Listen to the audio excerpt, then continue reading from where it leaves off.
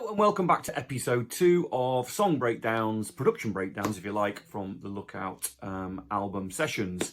And of course we're about to release the very first of the mini albums. There's going to be 3 of them, as we know. First one contains 6 tracks. So if you've seen the first episode, you saw a little bit of and got a flavour for the idea of the first song, Throw It Away, which is not necessarily going to be the first one that's going to be released as a single or anything. It's just one of the tracks that's on the mini album. So I thought I'd play you a little bit of, I'll give you a little bit of insight into this next track, which is called Alone With You. Now, those who came to the studio day to witness a bit of what we were doing will probably know a little bit about this song, but it's now moved on. I've done a lot of editing on it. We've done a lot of recording on it. So I thought this time what I'd do is I'd just play it from a mix board point of view. As you can see on my computer screen here, I've got the sort of mix panel set up. This is essentially a mixing desk in digital form. As you can see, you might not be able to make it out, but these are all faders and all the pan pots there, and all the inserts for different effects and things. So I've just got this set up as a very basic mix for essentially just so I can send the lads that sort of work in progress. So what I'm going to do is I'm going to play it and I'm going to bring things in and out, and I'm just going to talk about various aspects of the production. So we'll start with the drum sound again. For those who didn't see the first one, this is obviously Matt Eldridge, who's worked with me a lot over the years. Those who know my solo stuff from back in the sort of early noughties will remember Matt as the drummer on those records and on those tours. So this, again, recorded at Vale Studios. Really great drum room, fantastic microphones, great ambient room next to the live room, so we get our ambience from that. So yeah, here we go. I'll just play you from just the drum tracks on their own. Listen for the click, if it's ever going to come. There we are. Gonna put the bass in. Chris Blandon, here we go.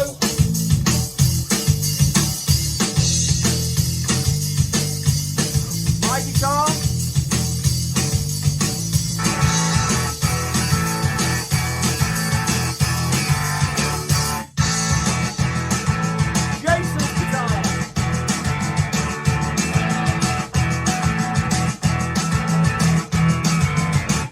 Interesting about what we did with Jason is I recorded Jason's guitars up at the university here near Bath, where Jim Dickinson works, and they've got some wonderful studios up there, and they allowed us very kindly to use the studio for a couple of days just to do essentially some bits and pieces we need to do.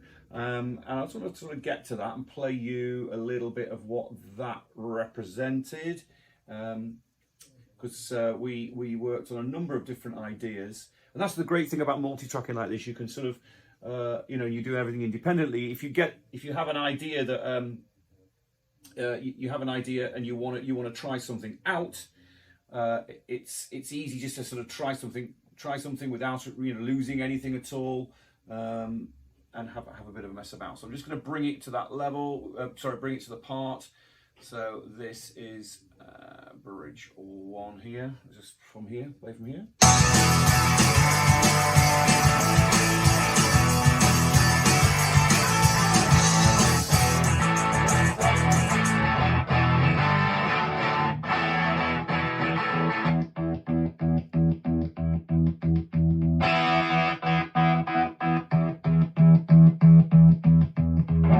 Now I love that. Now that, ordinarily you would create that sound using what we call a tremolator or a tremolo, but Jason's just really cool. He did it with his flick switch on his guitar, just backed off the volume on one of the pickups, and then used the other pickup, and then you sort of basically played it in time, which is really, really cool. So, and we messed around with that for a little while and kind of got what we wanted from it. So, and I'm just what I'll do is I'll just play from that same point again, and we'll just listen to some of the other parts as I bring them in and out. Here we go.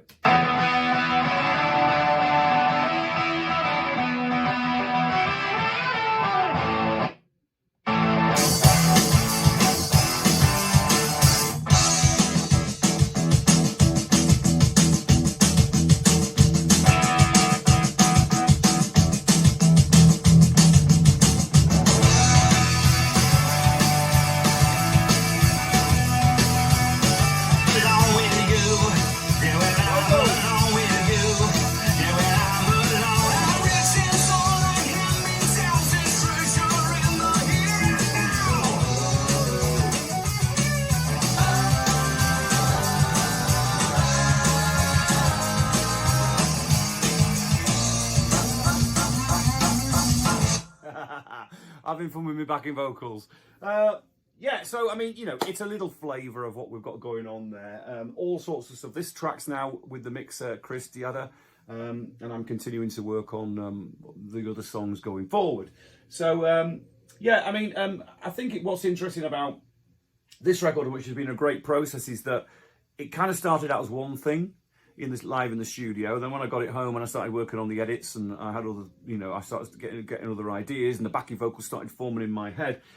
It was a real, just been a real cool sort of journey, and you know, sort of to try and unpick it, to understand it. Often I think songs in the studio, they start to tell you what they should be.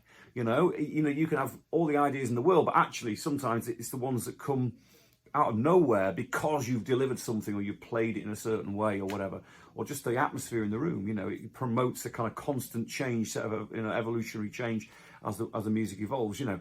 So anyway, yeah, just another little flavour of it. Really looking forward to hearing your thoughts on the full finished mixes and mastered versions of these songs. Thanks a lot.